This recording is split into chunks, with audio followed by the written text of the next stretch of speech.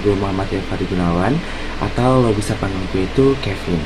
Nah, gue ini di sini berperan sebagai tim leader dan juga sebagai yang ngamatin semua tim gue kerja. Ya enggak, gue yang ngamatin semua anggota kelompok gue. Gue itu dari tim 5 star nih, gue tuh leadernya. Nah, gue pemimpinnya, gue yang ngamatin, dan gue yang bikin projectnya. Gue itu yang bikin project untuk masalah codingannya di project e-library. Kalian kalau misalnya mau tahu, tontonin terus ya videonya. Tapi sebelum itu gue mau kenalin dulu nih teman-teman gue nih, anggotanya yang sudah capek-capek nih, udah PKL, ada tugas, kita kerjain, harus terus semangat, ya enggak? Oke, kita langsung aja nih ya.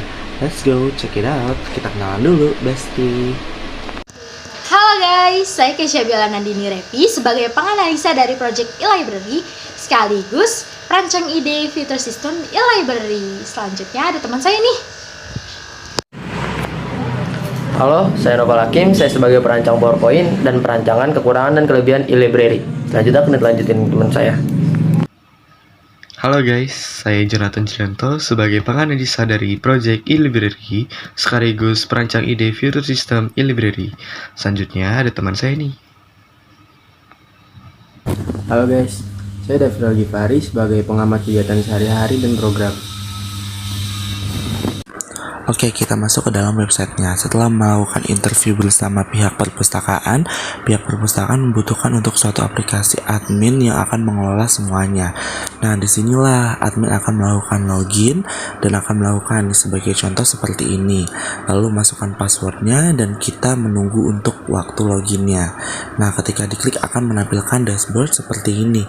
Disinilah yang semuanya akan muncul, ada data untuk peminjaman, ada data untuk user, transaksi, buku, anggota.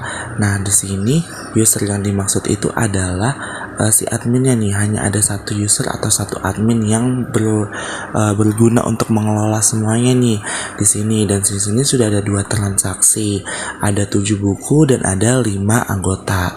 Nah, kita lihat nih untuk data anggotanya. Nah, untuk data anggotanya seperti ini. Ada nomor, NIS, nama, jenis kelamin, ada kelas, ada programnya, ada alamat, dan fotonya.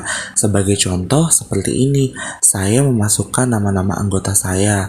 Nah, di sini ada contohnya nih. Contoh kalau misalnya kita klik detailsnya, akan muncul seperti ini. Data anggota perpustakaan, foto hanya sebagai contoh. Di sini langsung akan keluar nih NIS-nya, namanya, jenis kelamin, kelas, program studi, alamat tempat tinggalnya. Dan di sini memang kita bisa edit, kita bisa ganti foto. Nah, tapi biasanya sekolah tuh punya datanya tuh untuk fotonya. Nah, bisa tuh sekolah. Nah, ini untuk form untuk menambah data. Nah, tambah datanya kita ambil contoh nih, kita masukkan NIS-nya. Nah, ini sebagai contoh saja untuk masukkan NIS, masukkan nama, masukkan jenis kelamin, masukkan kelasnya, lalu kita pilih jurusannya apa, alamatnya apa, dan kita bisa pilih gambarnya.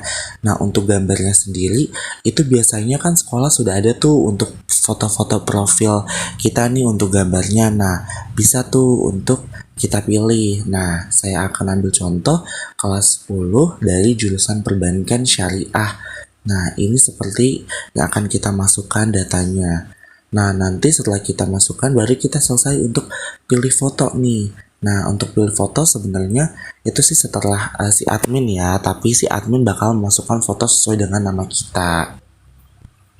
Nah, sebagai contoh saya akan memilih fotonya yang seperti ini nih untuk foto yang akan digunakan.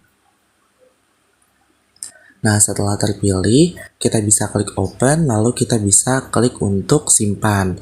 Nah, nanti datanya akan muncul nih di kolom yang tadi.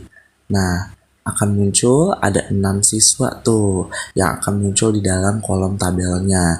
Nah, ketika kita klik detailsnya juga sama seperti tadi. Ada nama, jenis kelamin, alamat, programnya, kelasnya, NIS-nya, semuanya akan muncul. Nah, kalau misalnya setelah itu kita juga sama nih, kita akan melihat kembali lagi nih ada 6 anggota. Tadinya dari 5 anggota sudah menjadi 6 anggota. Itu nanti yang muncul di dashboard seperti itu. Nah, untuk selanjutnya kita melihat data buku nih. Data buku itu nanti di perpustakaan itu ada data apa aja. Nanti siswa nanti bisa nih, si admin ini pengelola bisa nih ngeliat, oh bukunya hanya segini, bukunya sudah segini, dan ini penerbitnya, namanya siapa, dan semuanya itu bisa diatur oleh si adminnya. Di sini sudah saya memasukkan 7 buku yang sedikit saya punya. Nah, ini sebagai contoh saja.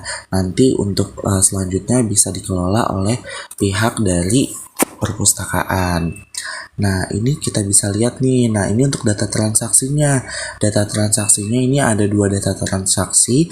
Di sini ada terlambat. Nah, terlambat itu apabila terlambat 1 hari itu akan dikenakan denda sebanyak Rp5.000. Contoh misalnya saya sudah nih kena denda 45.000, ya kan. Nah, ini untuk data transaksinya nih.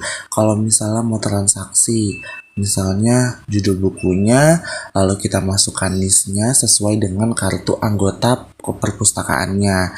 Lalu nanti kita bisa cantumkan nama. Nah, nanti kita bisa cantumkan nih tanggal pinjamnya.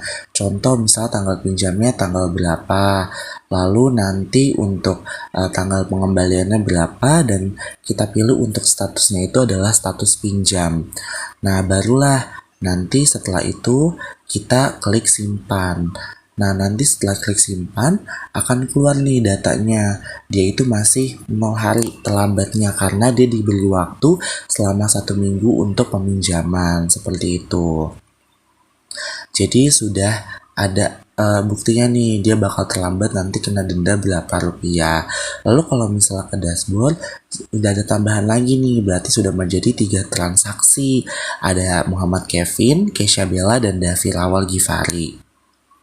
Itulah data-data transaksi yang muncul.